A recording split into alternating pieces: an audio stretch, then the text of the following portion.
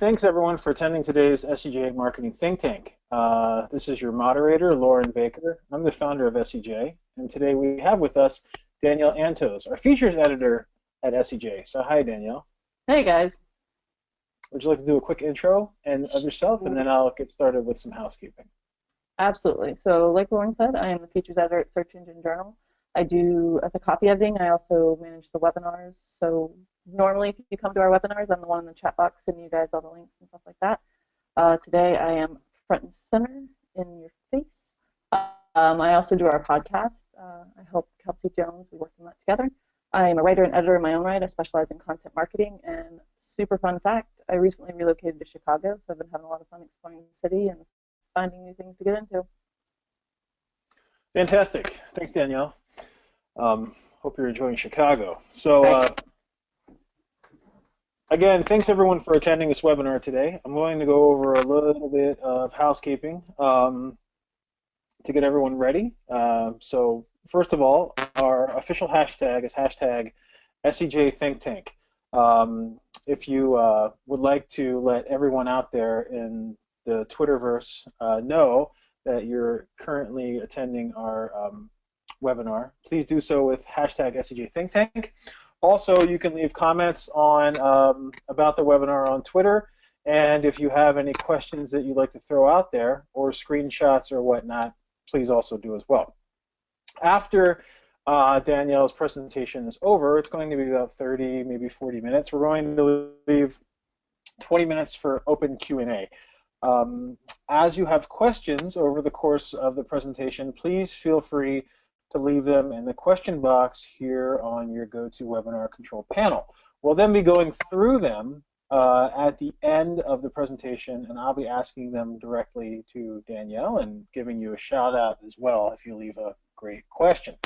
We'll be also running 2 polls during the webinar, which really gives us an idea of what you're up to and helps Danielle craft her delivery in a little bit more of a customized fashion. Also, after today's webinar and Q&A session are both over, you'll be automatically given a nice little survey about the webinar, and that really helps us with our future planning. And please be very open with your feedback. So for now, I'm going to hand things back over to you, Danielle. Cool. Thanks, Lauren. So I want to start out with just talking about why we're even having this conversation. I've run across a recent statistic by the Content Marketing Institute, and they said that 77% of brands are creating content, but only about 37% of brands think they're doing it effectively. So it's a whopping 40% of brands that are creating content that they don't think is actually doing anything. It's a lot of wasted resources. So it's part of the reason I decided to give this presentation. And I think the key to creating that high-quality content on a consistent basis is being organized and automating a lot, especially if you're working with a small time or resource budget. If you see me looking off to the side, it's because I'm looking at my other screen. I'm not ignoring you, I swear. So there's 3 different stages of the content creation process, and I'm going to go through each one of these in the presentation, kind of give you some tricks and tools to use to improve the process, streamline it, and hopefully help it work better for you. So first, you have to generate the ideas, right? A lot of people struggle with that. They think they're magic. Ideas aren't magic. We'll get into that in a second. Then you have to do the work. That's actually creating the content, writing the ebook, producing the white paper, creating an infographic, whatever it is that you do. And lastly, you have to share it. And that's a little bit more than social sharing. Like I said, I'll go into that a little bit more. Like Lauren said, we're actually going to start with a poll. So take it away, Lauren. Great. So I'm launching the first poll. Are you or your brand successful at creating high-quality content? So please take the time to fill this in. Selection 1 is always, I just came here to gloat. Selection 2, does that blog post from 2008 count? Selection 3, we're doing okay but could do better. And selection 4, you just don't do any content marketing. So please take the time to vote. We have about, 62% Nice. of attendees have voted thus far. You're all kind of choosing the same thing, which I've never really seen before.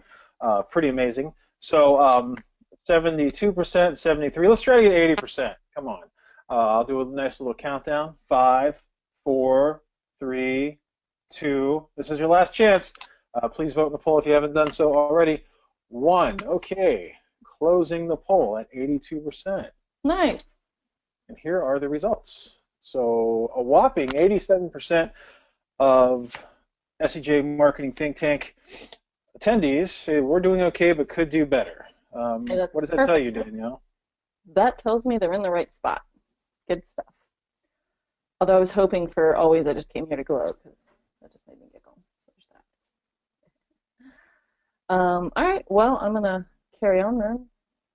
So the next slide is where do ideas come from? I think people have this idea that ideas about ideas, that they're kind of magic, that they're not creative enough. I'm not a creative person. I'm not an artist. How am I supposed to come up with these ideas? And I think that's absolutely wrong. I think instead of seeing ideas as this kind of magical thing that comes down on fairy wings from your muse, you need to look at it as capturing ideas that come to you, because they're going to come all the time. They're going to pop in your head at tons of different times. And the whole point is actually to capture those ideas rather than thinking that you need some special thing that you don't have. So I actually got a quote that I think illustrates that really well. It's by one of my favorite writers. His name is Neil Gaiman, and I'll read it for you. The ideas aren't the hard bit. They're a small component of the whole. The hardest by far is the process of simply sitting down and putting one word after another to construct whatever it is you're trying to build. I really want to highlight that putting one word after another part. That's really important.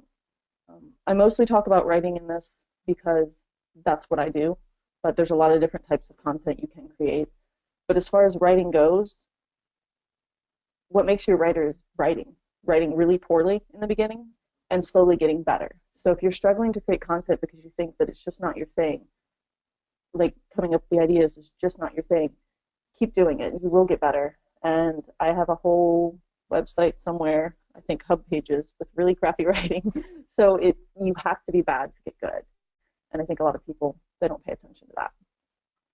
Okay, so after that little pep talk, 3 tips, tricks, as it were, for ideation. First, keep a journal and jot down ideas when they strike. That's kind of what I was talking about when I said that ideas aren't something magical. You need to recognize when they pass you by and write them down. And so this might not seem like a super new idea, keeping the journal, but I think it's going to be really helpful if you pay attention to where those ideas strike you. So that when you're in the shower, maybe you need to get one of those waterproof boards that you can write it down. Is it when you're in bed? Maybe you need to keep a notepad next to your bed. Maybe it's when you're on your commute. Use Evernote or even just the note app in your iPhone to write them down. So instead of thinking of ideas as something magical, think of them as something you need to recognize. So number 2 is have weekly or monthly brainstorming sessions. Kelsey Jones, the executive editor at SDJ, and I do this once a month. We sit down and we go through BuzzSumo and a couple other tools. I'll actually talk about those in a minute, to come up with ideas, and we play off of each other. One of the important parts with this is kind of leaving your ego out of it, because you have to come up with bad ideas. So I'll throw them at Kelsey and be like, well, what about this? And she's like, I don't like that part. Let's try this one. So you just play back and forth, and you kind of have to, like I said, leave your ego out of it and let yourself come up with the bad ideas, because going through those bad ideas is how you come up with the really good ideas. I also don't recommend having more than maybe 2 or 3 people. The dynamic in the brainstorming session is really important. If you have too many people, it's just not going to work. Some people aren't going to feel comfortable contributing. So be careful with that. And the third trick is ask yourself, what information are people asking for? Talk to your salespeople, talk to your social people, ask your clients, what information are they asking for? If you're giving them the information that they're already asking for, it's much more likely that your content marketing is going to be successful. Okay, so next we're going to go into some tools for generating more ideas. The first one is BuzzSumo, which you might already be familiar with. It's a pretty popular tool. Portently's Idea Generator, and then Answer the Public. I really like Answer the Public. It's pretty neat. I'll show it to you guys in a second. So, get to BuzzSumo. So this is a screenshot of BuzzSumo. I typed in content creation, and this is what popped up. So it shows you the Facebook shares, LinkedIn shares.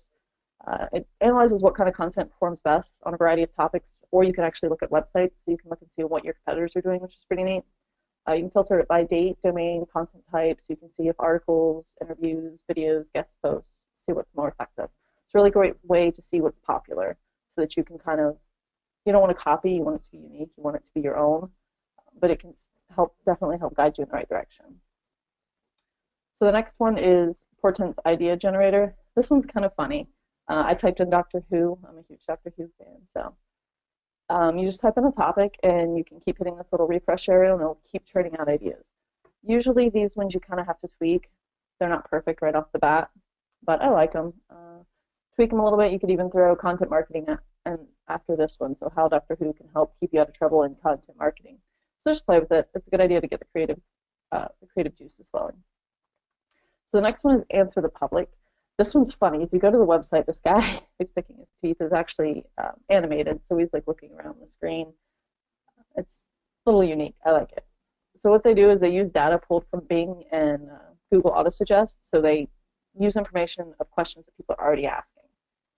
So it gives you this really awesome visual about whatever topic it is you type in. For this one, I typed in photography, and it gives you 5 or 6 different words, and then just tons and tons of questions that people are typing into search engines. So you can, like I mentioned before, you can give people the information that they're asking for. If you do that brainstorming session I mentioned before, this is a good place to use that. Okay, and we've got the second poll now. Thanks, Danielle. What was the name of the last tool again? Ask the Seeker? Answer the Public. Answer the Public. What I liked about it is, especially from like a voice search and an intent search perspective, the fact that it's giving you questions that people are searching for in Google can also help you develop content with things like Google direct answers and rich snippets and stuff like that in mind. So that's for sure. Awesome. Okay, launching the second poll right now. What best describes your current ideation process? First selection, I'm always scrambling. Second, does staring at a blank screen count? And third, we have a process, but it is a struggle every time. If you can please take the time to vote. We have about 50% in thus far. And just also to let everyone know, we will be sending out the video of today's SCJ Think Tank webinar afterwards. And all of our SCJ Think Tanks are available in our YouTube channel. It's youtube.com/search engine journal. And we'll be putting together a recap on the website as well. So stay tuned for that. We have 75% of you have voted. I'll do my countdown right now. Try to hit 80% again. You can do it. 5, 4, 3, 2. Okay, last chance. Vote now. 1. Polls have closed at 80%, and here are the results. So looks like 44% of you out there have a process, but struggle every time. So hopefully some of Danielle's tips and takeaways can help you with that. I'm always scrambling. Been there before. So again, if you're scrambling, maybe today will help you put together a process, and just staring at a blank screen counts. So anything you're getting from this, Danielle? So what now? Anything you'd like to add in terms of the responses? No, I just hope everyone kind of can take some of the things that I talked about and maybe add it to the process and streamline it, make it a little bit easier. Awesome. All right. So here's a little here's a little advertisement, since this is a marketing think tank. So you know, if you like our webinar and you also like podcasts, go ahead and check out our SCJ podcast, SCJ Marketing Nerds. It's a podcast series. It's put out weekly. Danielle, as she said, hosts some of them. Kelsey Jones and Brent Satoris both host as well. And some of our recent recent guests have included Joost de Valk and a number of other published marketing experts. So you can go to our short URL, surgeon.nl, which is short for Search Engine Journal, /get nerdy with us, or just do a search for Marketing Nerds on iTunes or Google Play. And that's the end of our message. Back to you, Danielle. All right. Thank you, Lauren. So the second stage of the content creation process is actually doing the work. That's writing, producing, however, whatever type of content you're doing. I'm trying to stay a little bit broad, but I do mostly do written content, so do keep that in mind. So I've got 3 tips for making this a little bit easier. The first thing is to develop a user persona. This needs to be extremely detailed. There's 2 benefits to doing this. First, if you have multiple writers, you're helping keep the brand voice consistent across channels. It also just makes it easier to write when you have one person. So I created a user persona recently, for an audience persona, if you will, for the SEO guide that we're doing for Search Engine Journal. And I gave her a name, I gave her a job, I gave her likes and dislikes. Her name is Jess. She likes small batch whiskey, she likes microbrews, she works for a creative service company. I talked about she's got crazy colored hair. The more detailed you can be, the easier it is to write directly to one person. And that makes your content better, and it makes your writers better. So second is avoid the passive voice. So I'm going to give you an example of a passive voice because I think that's the best way to kind of talk about it. So if I say Lauren Baker founded SEJ, that's the active voice. It's really clear who did what. Lauren Baker founded, what did he found? He founded SEJ. And the passive voice, that's going to be SEJ was founded by Lauren Baker. It's the same information, but it's not as bold, it's not as clear. And when you kind of get into longer sentences, it gets really complicated and difficult to understand. It's also really boring to read. You want to use you so that you're talking more to the person, the second person, or the first person, but that gets awkward sometimes. So using you more helps.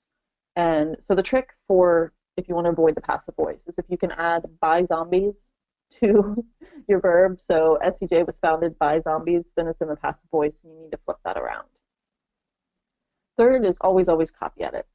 I'm a copy editor, so obviously I'm a little bit particular about this, but there's actually been studies that show that people trust brands less when they see grammar mistakes. And we're not talking about ending a preposition or ending a sentence with a preposition, something like that. We're talking about not using the right there, not using the right your, missing sentences, inconsistent spelling, spelling ebooks with the capital B and using a dash next time. Things like that, they break down brand trust. And it looks like you don't pay attention to the details.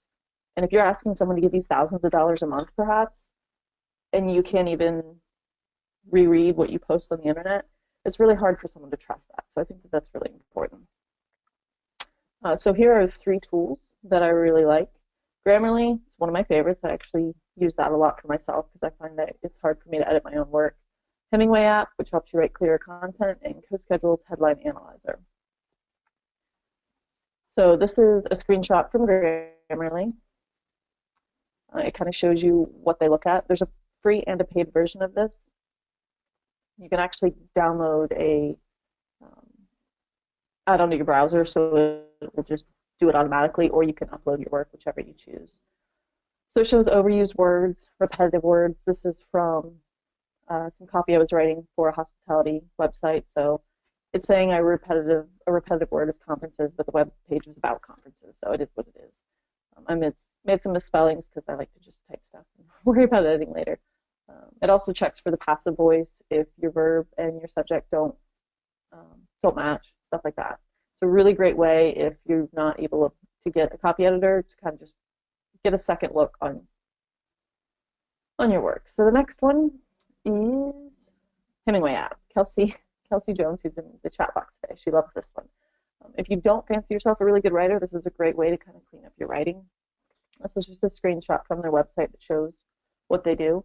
It highlights complex sentences, so you can change those up. Adverbs get shown in blue. That pesky passive voice gets put in green. If you struggle to write, this is a really, really great app. It just makes you more aware of what you're writing and helps you kind of delete words. Less is almost always better when you're writing, in my opinion. All right, so the next one is the CoSchedule's Headline Analyzer. The reason this one is important is your title is your first impression, right? So many people blind share on social. They don't even read posts before they share them. So in some cases, it might be the only impression you ever make on someone. And if you can't get them to click, you're never going to get anywhere, right? So what I like about this is it develops a score for your title. It's based on word balance, overall grammar, length, whether or not you used emotional words, stuff like that. And then it gives you some tips to make the headline catchier. So it's a really great way to make sure you're putting your best foot forward. All right. You hit publish, now what? So now it's time to share. And I definitely mean more than just social sharing with this. So I've got 3 tips to get more people to read your content. Automate social sharing. So the whole point of this, right, was to talk about how to automate and organize the process. How you organize the process is going to look really different for you. That's why I didn't get too detailed into that. So I think it's just using these tools to organize yourself and finding out what works best for your brand. Automating social sharing through a platform or through hiring a VA or something like that is a great way to make sure that you're getting the most reach. You don't want to have to think about it, especially if you're working on a small budget of time or money. Don't make yourself think. Keep it simple by automating it. Second is consider syndication. There's 2 different ways you can syndicate. You can have your content syndicated by another publication, or you can syndicate someone else's content. If you're having trouble publishing on a regular basis, I mean, you need to be publishing somewhat regularly, but if you want to beef up your publication, syndicating someone else's content is a great way to do that.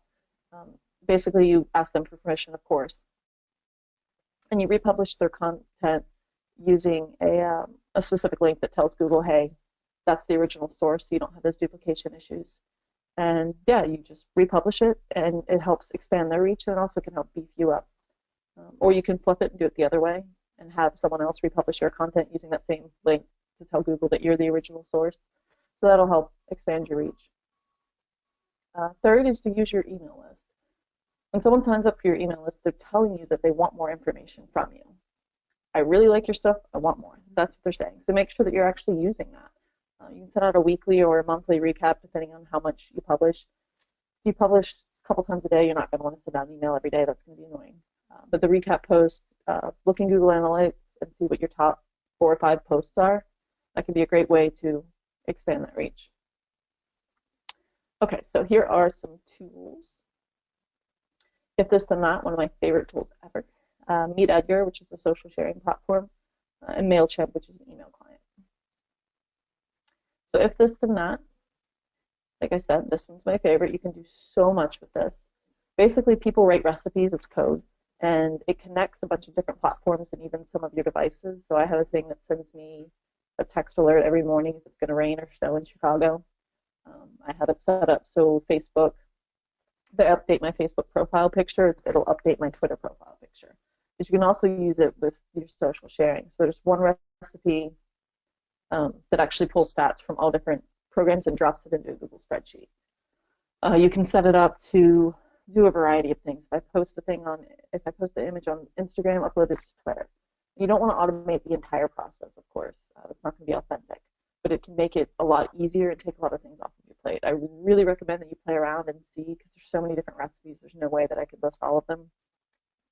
See what works for your brand. All right, so the next one is Meet Edgar. What I like about this one is, so you create a library of updates, and then you create a schedule, and Meet Edgar just posts for you. Now, when you run out of fresh updates, this is my favorite part. When you run out of those fresh updates, it actually goes back and gets older posts and republishes them, which is really important. You need to make sure they're timely, of course, but it's really important to keep sharing those things. People don't always see it the first go around, especially on Twitter, but also now on Facebook with organic reach being so low. Sharing older posts, as long as they're timely, is a great way to expand your reach. It's about $50 a month, but it does have a lot of other tools and stuff that you can do with it. And if you're at the point, I mean, $50 a month, what's your time worth, right? If it's saving you 2 or 3 or 5 or 10 hours a month, that $50 a month can be very much worth it. All right, so the last one is MailChimp. Like I said, this is an email client. Super easy to use, especially if you're not tech savvy. It's template-based, drag and drop. Like really awesome looking newsletters to kind of, if you're going to do the recap that I mentioned before, sending out a weekly or monthly recap of your most popular posts. Super easy way to do it. Also helps you nurture leads. You can follow up with people who visited your website, stuff like that. All right, and the last point that I want to make is that outsourcing is not a dirty word.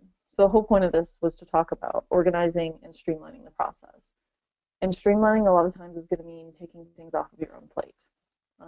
If you work for yourself, if you're the head of a company, or if you just own your own company, or if you work for a smaller company where you're wearing a lot of different hats, it can be hard to let things go, and I get that.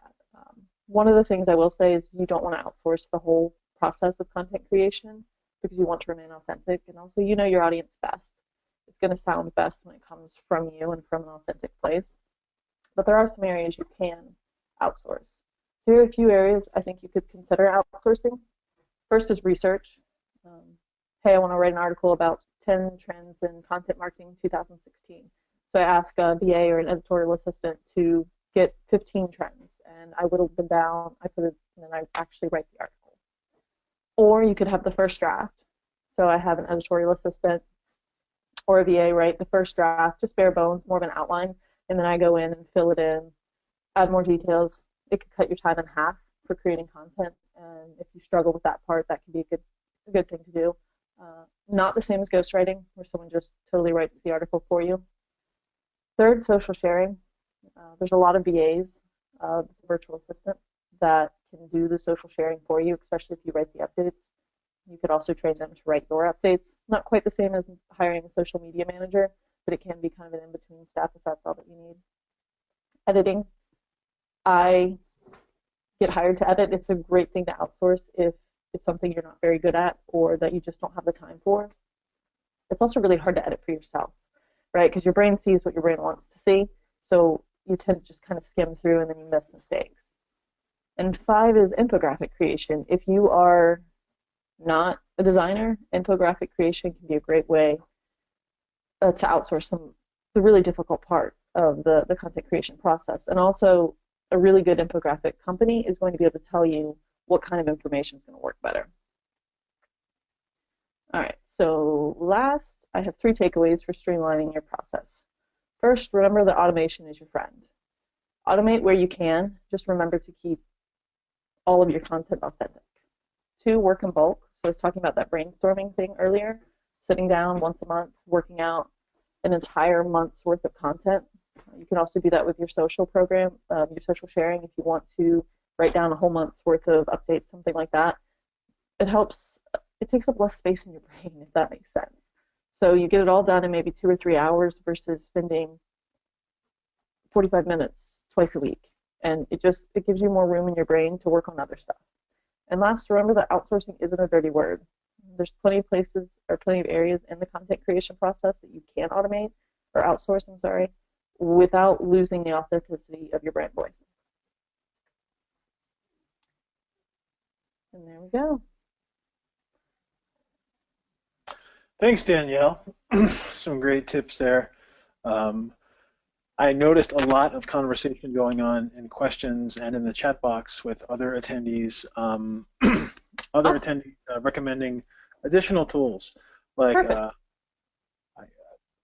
think it's pronounced Hakan, recommends a headline analyzer that's put out by AM Institute, aminstitute.com/headlines. So that's right there in the chat box.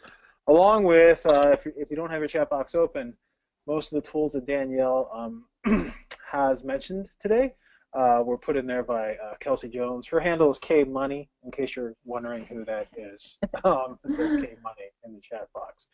One thing that comes to mind, and you brought this up, was the fact that your content can be syndicated out or sent out to your email list. And it's actually quite interesting. I talk to a lot of people and about email from time to time, and they always bring up, well, you have to send your email on a Tuesday morning at 8 o'clock, or you have to send your email Wednesday because everyone else sends it out Tuesday morning at 8 o'clock type thing. None of that really matters. People read your email. Don't send it at 3 in the morning, but some people do because they want it to be in the inbox when people will get up in the morning. But don't not send your email if you have something important to send out. There's a reason that people signed up to your list, and it wasn't not to get anything from you. No one is going to sign up no one is going to put their name in to join your list if you have on there, please sign up to not ever get anything from me, except for maybe an announcement from time to time. There's a reason that folks sign up to get information from your brand, especially if you're a publisher, or especially if you have a blog and publishing component along with your brand is because they like your information. Yeah. So hit the list. Like if something comes out, hit that list. And if you have an announcement or if you have a new product or if you've put out a great piece of content and you're trying to get out there, and at the same time too, one thing on the marketing side that I've done recently is I work with a company that's in it's in the home sales realm and home rentals realm, and a lot of the content that they put out on their blog is very home design, DIY oriented things like making stencils on your walls or whatnot. So one thing we've done is we've built up a content syndication partnership with a very popular DIY site, first of all, where we're syndicating the DIY site's content on the client's blog and vice versa. But at the same time, part of that deal is that the DIY site also sends that out to their email list. And when they do that, we're getting thousands of people that are clicking on that link and going directly to the client's site. So it's a win-win style scenario, and something that's often overlooked. And I'm sure a lot of you out there that are on the webinar today have seen, like on SEJ, sometimes we'll publish content from Buffer. Very similar scenario. We have a syndication partnership with them where we publish their content from time to time. They get total cred for that via Canonical and a link in the piece, so there's no issue with Google. So they're hitting our audience, and it gives us a chance to also hit theirs from time to time as well. So thanks a lot for sharing that. Yeah. Great tip. Okay, I'm going to get into the questions. So Cool. Are you ready? I am. Drink of water or anything? I mean, I have my branded coffee. Okay, nice. Always be branding. What happens if your content ideas are difficult to rank for in Google? And how can you judge difficulty in terms of the content that you may be putting together or the keywords that you're targeting? This is a question from Robin. It was asked pretty early on in the webinar. Okay, so I first would ask how you're determining that it's difficult to rank for. So if it's a super popular topic that you're just never going to rank for, you need to kind of niche down and use more of those long form keywords. If you're just trying to rank for, like you were talking about houses, Lauren, that's never going to happen. If you're talking about ranking for how to create a stencil on your wall, that's a lot easier. It's a longer form. And Google's kind of shifting the way that they return results. So using those long-term or those long-form keywords, it's going to work better for you anyways. I would need more specifics to give a more direct answer because I don't know how you're determining that you can't rank for it. But my suggestion to avoid that would be to write more specific content. You shouldn't be writing broad content. You should be writing very specific content. And if you're writing it and using just keywords that make sense without stuffing, you shouldn't have an issue. That's a good point. And then also, I've been to a lot of different SEO conferences and webinars where people will be like, just go to SEMrush and search on SEMrush for your keywords, and you'll see relevant keywords that you can craft topic matter off of and the volume of searches for those key terms. Well, if you and 3 of your competitors are sitting in a conference room and someone says to do that, and you and your 3 competitors go out, search SEMrush for your main SEO key terms and start generating content that's, kind of the same, you may actually run into a zero-sum equation, especially if you don't have a high authority site. And you're basically competing against the big guns. But there is a tool, and it's a really old school tool from a keyword research side of things called Word Tracker. And what Word Tracker does is it gives you similar volumes for terms like SEMrush and other tools do, but it also gives you an idea of the competitive landscape and how many other of your competitors are ranking for those terms and where they are. So SEMrush gives you an idea of the competitive landscape via paid search data, whereas Word Tracker gives some SEO data. So it's always good to kind of back up your SEMrush research with something like Word Tracker which does have a free offering. And like I said, search Google for those terms too to see if your competitors are already ranking and what the landscape is like as well. Right. Um, Next question. Um, what are some specific ways you can ask your audience for topics to write on? And this comes from Hakan, who Okay. made that comment earlier. Plenty of ways to do that. Really depends on what your setup is. You can ask on social. You could also use like a Google form and just send it out. Hey, is there anything you guys want more information on? You could send that out in your email newsletter. You could set up some sort of, actually, we do that at the end of this webinar. It pops up with a little survey. Hey, what did you guys think? And if you guys have other topics you want to hear more about, you're more than willing to tell us that, or more than able to tell us that. There's tons of ways to do it. It just depends on how you're set up, and I hate to give that it depends answer. But social, asking your sales team what kind of information people are asking for there can be a good way to do it. And just looking for areas where you can send out a survey, I think will be the most effective ways, just broadly. Yeah, I've seen some great responses from surveys as well. So, all good points there. Um, Also, one thing done in the past is sometimes companies will have like a customer service chat box Yeah. on their site, and typically that's where people leave complaints or complain about something or ask questions, right? So Right. sometimes from those complaints or questions, you can find some good content topics as well once you weed out all of the bad words and things like that. So great tools to do so. Next question comes from Gail. What impact do you think the rise of audio readers, a la Siri, so voice search, reading content to users will have? I've heard it recommended that you should not try to write above the 5th grade level. So if you're writing for voice search or like even Siri, which will read content from sites from time to time, do you have any, what do you think the impact is there? And any content writing advice? I haven't done a whole lot of research on the voice readers. It's not something that I personally use. But as far as the 5th grade level, I've heard something similar, although I put it at about an 8th grade level. That's going to be true with or without the voice readers. The reason that you want to do that is because most people who come to your website aren't looking to read an academic paper. They're looking to scan, and they want to just read. They don't want to struggle. They don't want to have to go look up your $3 words.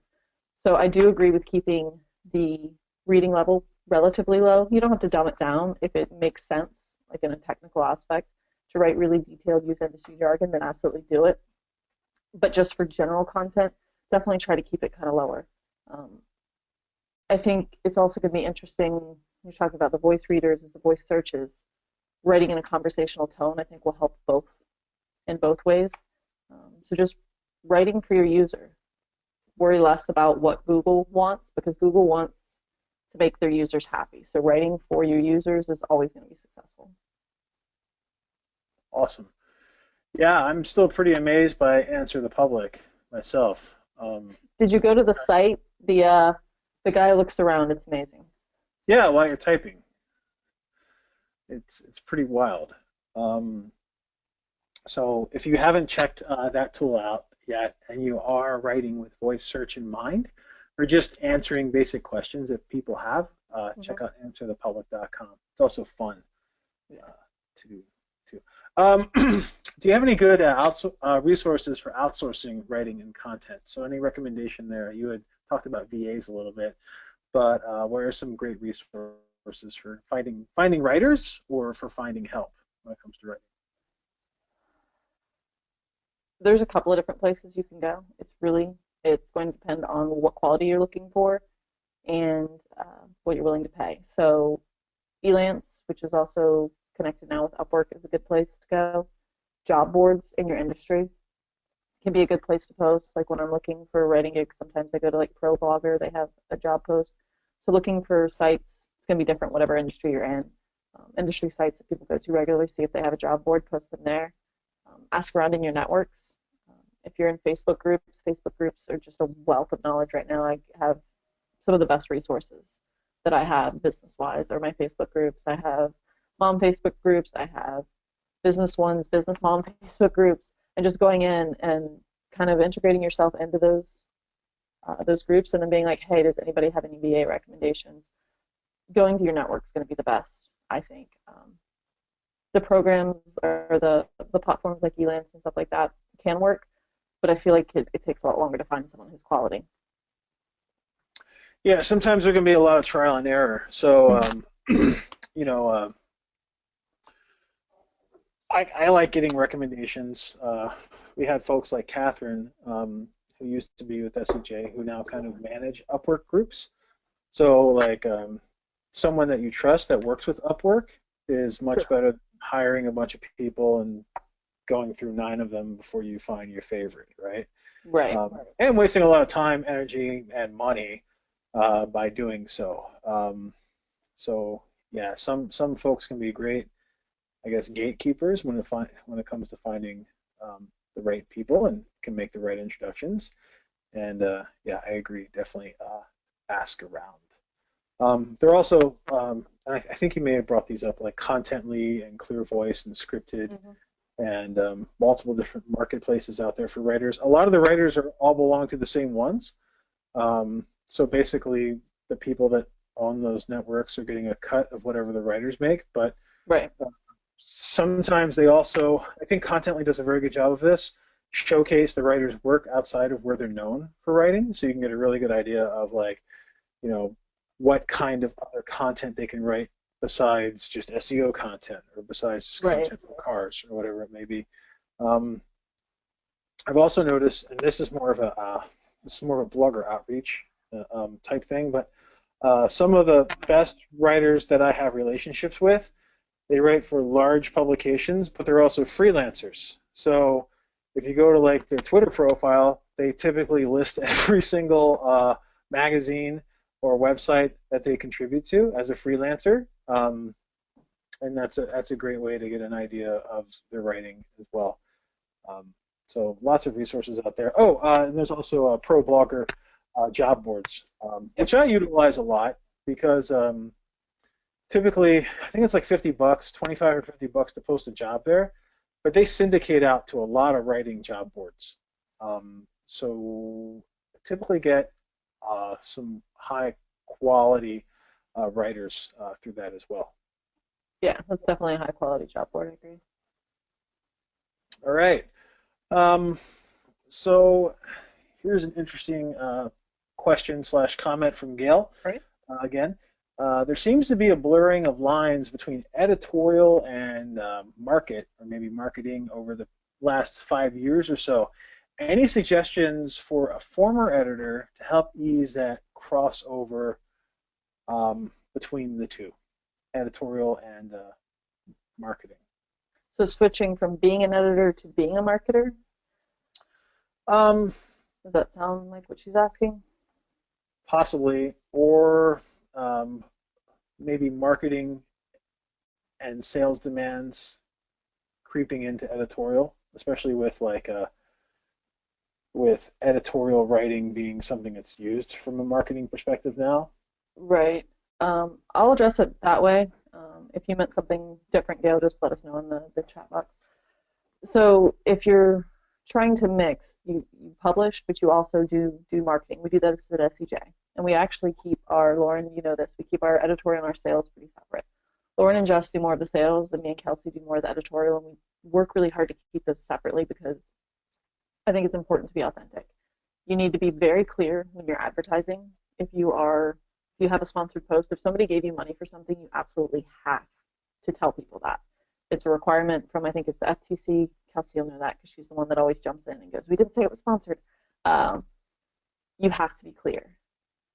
Besides the fact that it is a legal requirement, you don't want to try to pull something past your readers. That's not right. It's not going to help build trust. You need to be very clear when you're salesing or being salesy, but that doesn't mean you can't do it. So if you write a post about, let's say it's a recipe, and you're like, and I found this really cool bag stand on Amazon. Hey, that's an affiliate link. No worries, as long as you say it, and maybe you put at the bottom, you know, if this post includes affiliate links, thank you for supporting whatever your blog is. As long as you're clear, when you're selling, I don't think there's an issue. I think it's when people are trying to be sneaky that it breaks down brand trust, and that can be really, really dangerous. Yeah, I agree. So, one thing that comes to mind, I mean, advertorial is nothing new, right? It's been around forever. Right. Uh, I Love Lucy was advertorial for Pall Mall cigarettes. If you go into the grocery line, still all of those little magazines with recipes and Soap Opera Digest and everything else are advertorial. They're put out Mm-hmm. by Pillsbury. They're put out by the companies that are publishing these TV shows and everything else. The difference is online is that for a while folks were publishing advertorial and not saying that they've been paid to do so, or reviewing a product and not saying that the product had been given to them or it's on loan or whatever. So it comes across as being a legit review, Right. but it's not. So yeah, full disclosure is a must, especially if you're being paid, if it is advertising, not only from a Google perspective, but from a legal perspective, and no one wants to get in trouble with FTC anytime soon. And then also, I agree, you have to keep in mind that you have an audience, right? So like with advertorial, it's a really fine line Yeah. because, going back to SEJ, it comes across on people's RSS feeds. Mm-hmm. There are ways to block it from specific search, but it's all readable. It's all on the site. And as much as we do label things as being advertising, we actually put it underneath an advertising category. We put on there that it's sponsored. When we tweet it out, typically it has hashtag sponsored or hashtag ad. If someone's not paying attention, they may never know. I've opened magazines before and read a whole section and been like, oh my gosh, this is advertorial. But so, keeping in mind that the end user, the audience, still needs to be catered to, right? You can't just try to, like you said, get some, trick them or whatever into thinking, so yeah, so pretty important stuff, and then also Gail brings up a good point, is that writers, it used to be that if you wanted to write or be an editor, you would get into the world of journalism, right? Right. And that world is diminishing tremendously. So what's happening is folks are either transitioning over to blogs or transitioning over to publishing on behalf of a brand. And if you're writing on behalf of a brand, typically my best recommendation is to position the brand as being a thought leader in your niche or your industry by publishing great content that people are going to share and they're going to love. There's no reason to publish information specifically about your company all the time or your products all the time, but take the same approach that you would if you were a publication. Going back to the home site that I was talking about, we don't publish content about the brand. There's a whole different division for that, really, but we publish content that's useful to their audience to attract more people to their site that are probably going to utilize that site, or kind of motivate that audience to be a brand advocate by sharing that content on Facebook and Twitter with people that are like-minded, right? So always keep that in mind. There are ways to, in the long term, position your brand as being a thought leader by not necessarily writing about your brand. Most people kind of see through that. Do you agree? Yeah. And I think you hit the nail on the head with the be useful. First and foremost, you need to be useful. There was either be useful or be funny, which was the other option. Did you see that video recently? It was like a working from home song that people did.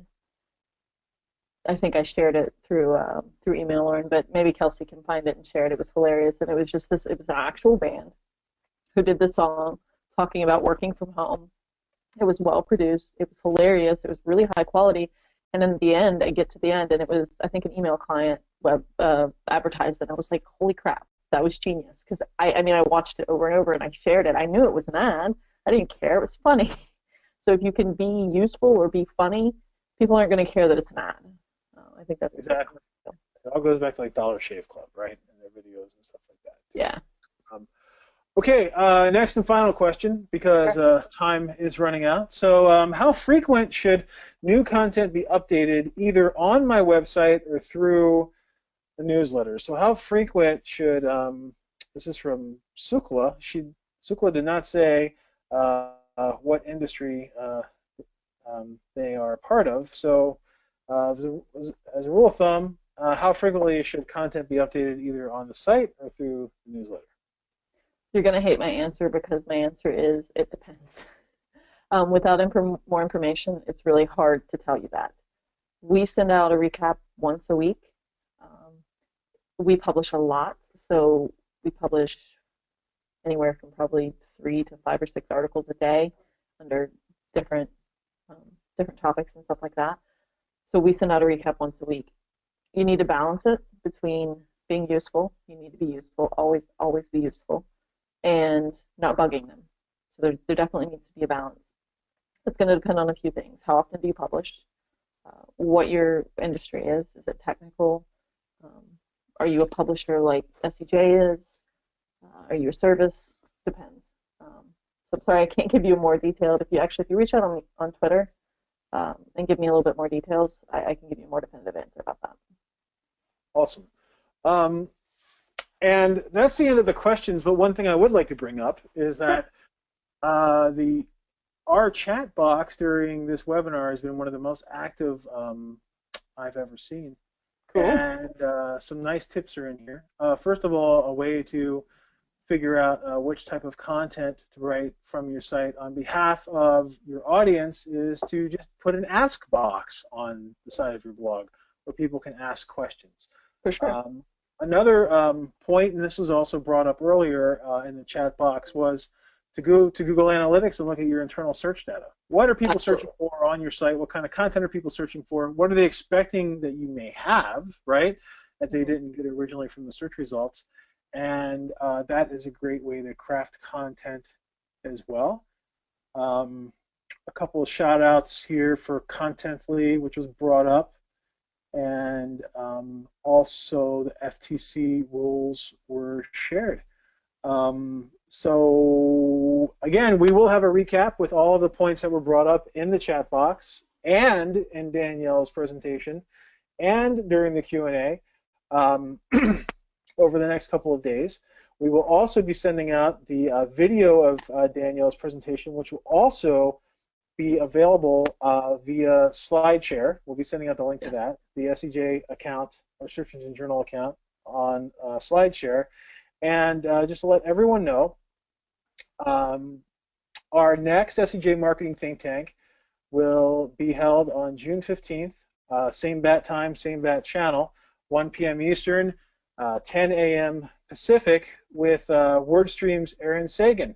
We're going to be reviewing the 5 super simple ways to dominate PPC keyword research. So for all of you that had keyword research questions during today's webinar, you're definitely going to want to sign up for that.